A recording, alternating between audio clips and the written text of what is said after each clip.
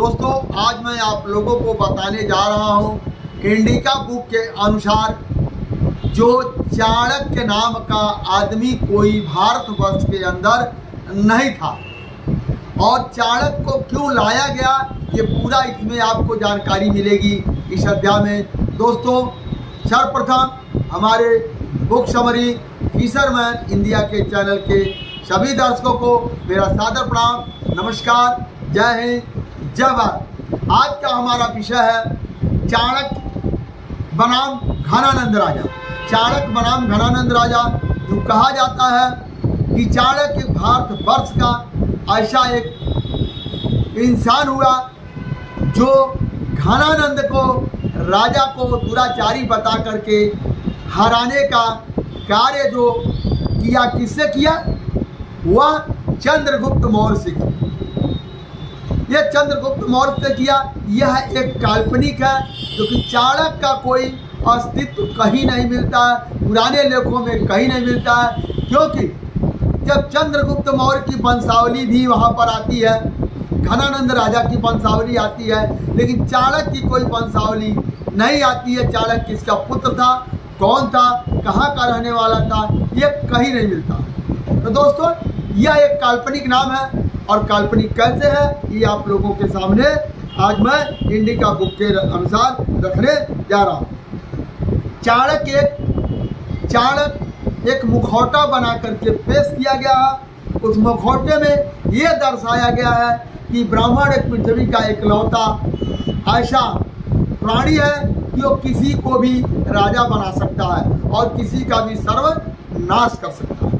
मैं एग्जाम्पल दे रहा हूँ, जो घनानंद राजा थे, घनानंद राजा को नाम सुनते ही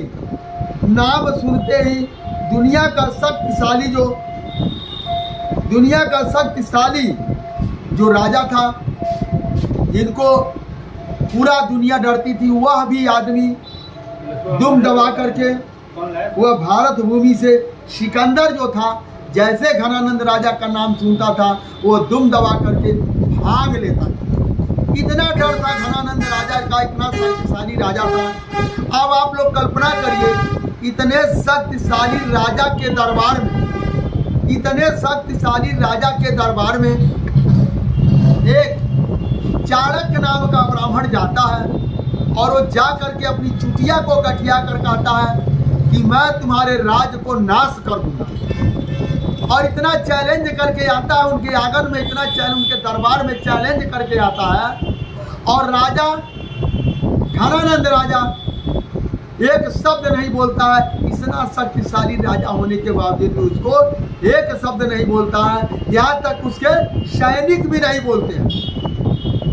क्या ये प्रमाण मिलता है? अगर किसी राजा को या किसी को ऐसा बोला जाए और वो बोले ना, तो ये कई काल्पनिक ऐसे दर्शा देता है। यह एक काल्पनिक है कि एक ब्राह्मण से, चाणक्य से घनानंद राजा, जो सिकंदर भी दुम दबाकर भाग लेता था, और उससे एक चाणक्य नाम के ब्राह्मण से वो कैसे डर गया, क्यों नहीं बोला?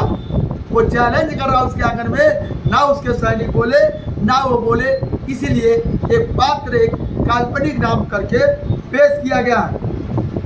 जो घनानंद राजा को उन्होंने क्या कहा, मैं चाणक्य नाम का जो पंडित था, उन्होंने ये बताया अपनी किताब में, मुद्राक्षस नामक नाटक बहुत दिनों के बाद, कई पीढ़ी के बाद, चंद्रगुप्त मौर्य के कई पीढ़ी के बाद ये लिखा जाता, मुद्राक्षस नामक नाटक का एक किताब लिखी जाती है। उसमें ये लिखा जाता है घनानंद राजा के खिलाफ चंद्रगुप्त मौर्य को, एक बालक को, हमारा सड़क पर घूमते हुए बालक को उठा करके ला करके उन्होंने घनानंद को, राजा को हरा करके वह मगध सम्राट का शासक बनाया, जो कि ऑलरेडी चंद्रगुप्त मौर्य का एक वंशावली है। वो वंशावली है जो कौशाम्बी जिला है। कौशाम्बी जिला पर एक नदी के किनारे एक बहुत बड़ा किला है, जो उनके पिता समुद्रगुप्त का किला, और उनका ननिहाल, ये राजधानी गांव जो है गोरखपुर में राजधानी गांव है, विश्व विभूति केवट के वो लड़की के लड़के हैं। ये उनकी वंशावली है। लेकिन वहाँ क्या दर्शाया जा रहा है? सड़क पर से हमारा घूमते हुए बच्चे को उन्होंने उठा करके ये बनाया। अब जब इतने दिनों के बाद ये कहानी गढ़ करके ये हमें और आपको ला करके पेश कर दिया गया, जो कि घनानंद राजा को कोई भी आदमी ये साहस नहीं करता था उनके सामने सिर उठा करके बात करने के लिए भी किसी को हिम्मत नहीं था। अब देखिए, इंडिका बुक में सर्वप्रथम जिस तथ्य ने हमारे ध्यानों को आकर्षित किया, जैसे मैंने बताया, आप लोग सोचेंगे तो अवश्य समझ में आएगा। जब चंद्रगुप्त मौर्य की वंशावली मिलती है तो आपका चाणक्य की वंशावली क्यों नहीं मिलती है? और जब मैंने बताया आप लोगों को एक घनानंद के राजा को, जिसको सिकंदर भी कांपता था, उस दरबार में एक भीख मांगता हुआ पंडित गया और वो अपनी चुटिया को गठिया कर चैलेंज कर रहा है और वह राजा और उसके सैनिक बैठे देख रहे हैं। इसे आप लोगों को पता लगता होगा ये क्या है। जो कौटिल्य, विष्णुगुप्त, चाणक्य उल्लेख जो है इंडिका बुक में कितने भी पुराने इतिहास हैं, आपको 1824 से पहले आपको जितना भी इतिहास मिलेगा, यहाँ तक आज़ादी के पहले जितना भी इतिहास मिलेगा, उसमें कोई ऐसा चीज नहीं मिलेगा जो साक्ष्यों के अनुसार इतिहास मिलता है। अब आइए, ऐसी घटना का उल्लेख नहीं है जहाँ संदरकोश का सिंहासन हासिल करने में किसी बाहरी व्यक्ति की मदद लिया गया हो, जो कि ऑलरेडी वो मगध साम्राज्य का राजा थे। घनानंद राजा और चंद्रगुप्त मौर्य यानी संदरकोश का नाम का राजा, ये दोनों खून का रिश्ता थे, दोनों चाचा ताऊ के लड़के थे, दोनों लोग एक थे।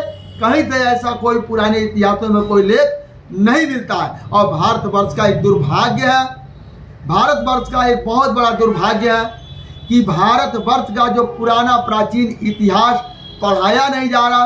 सारा इतिहास मुगल शासक से लेकर के अंग्रेजी हुकूमत तक का यही इतिहास बना के रख दिया गया, जो हमारा वास्तविक और सच्चा इतिहास है। आज़ादी के पहले, मुगल शासक के पहले हमारे भारतवर्ष का प्राचीन इतिहास क्या था?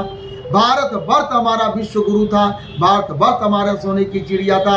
ये सब इतिहास भारतवर्ष के वासी से वंचित किया जा रहा है। दोस्तों, उन्हीं सब बातों को लेकर के मैं उन इतिहासों को आप लोगों के सामने रखने का कार्य कर रहा हूं। और नहीं, ऐसी कोई उल्लेख कहीं उल्लेख ऐसे किसी शासन काल में नहीं मिलता है जहां पर कौटिल्य, विष्णुगुप्त, चाणक्य नाम का प्रधानमंत्री संदरकोश राजा का यानी चंद्रगुप्त मौर्य का कोई था। आप पुराने इतिहासों में जाएंगे, आपको अवश्य मिलेगा। अवश्य आप पढ़ने के लिए कोशिश करिए।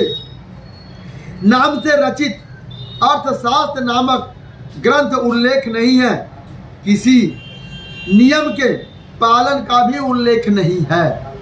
जो पुराने ग्रंथों में आप जाएंगे ऐसी कोई चीजें नहीं मिलेगी, और न ही कहीं ऐसा उल्लेख है, और न शासन चलाने किसी कौटिल्य या किसी विष्णुगुप्त की कभी कोई चंद्रगुप्त मौर्य की कोई आवश्यकता, कोई जरूरत नहीं पड़ी। ऑलरेडी उनके इतिहासों में कहीं ऐसी चीजें नहीं मिली है।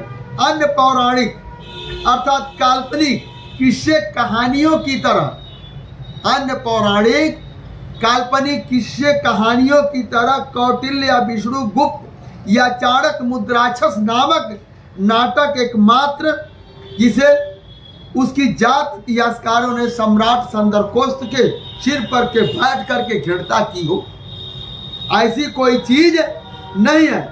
ऐसा मूल वंश की कहीं से कोई गलती नहीं हुआ, बल्कि एक सोची समझी रणनीति के तहत यह कार्य किया गया है। एक किताब लिखा गया है, एक किताब लिखा गया है। एक किताब को लिख करके हमारे और आपको इसको अलग धारणाएं दिया गया है। अब एक एग्जाम्पल मैं आपको बताता हूं। एकलव्य तथा कृष्ण ब्राह्मण पूजक सिद्ध किए गए हैं।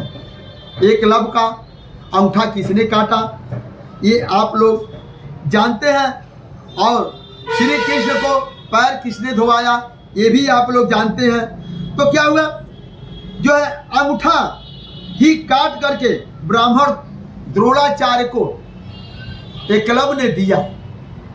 क्या हुआ? दान देने के लिए। यानी कहने का मतलब है ब्राह्मण अगर आपसे गर्दन भी मांगे तो आपको बेधड़क अपना गर्दन काट करके उसको दान देना चाहिए।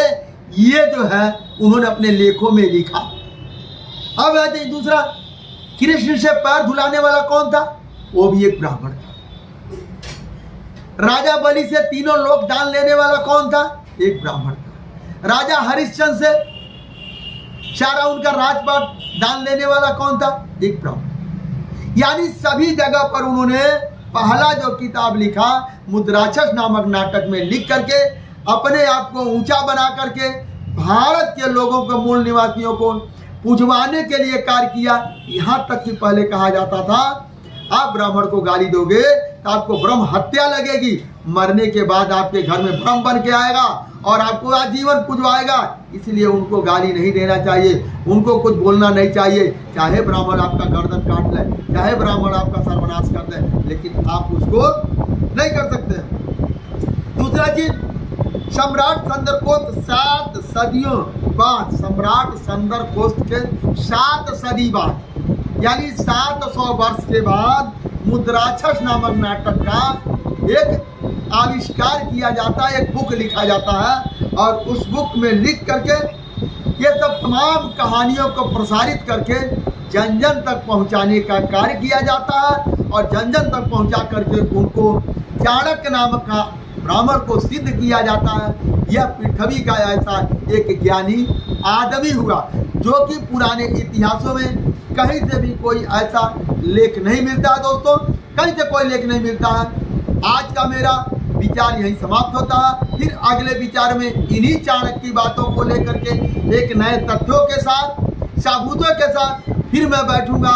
आज जो मेरा 50वां पाठ था, 50वां दिन हो गया, ये आप लोगों के सामने एक एक बात को रख रहा हूँ। दोस्तों, अभी तक आप लोग मेरे इस चैनल को सब्सक्राइब नहीं किए हैं तो इसको सब्सक्राइब कर लीजिए, बेल आइकन को दबाकर इसको ऑल कर दीजिए ताकि आपको समय समय पर यह विचारधाराएं मिलती रहे जो भारत का प्राचीन इतिहासों को आपको सच्ची जानकारी मिलती रहे।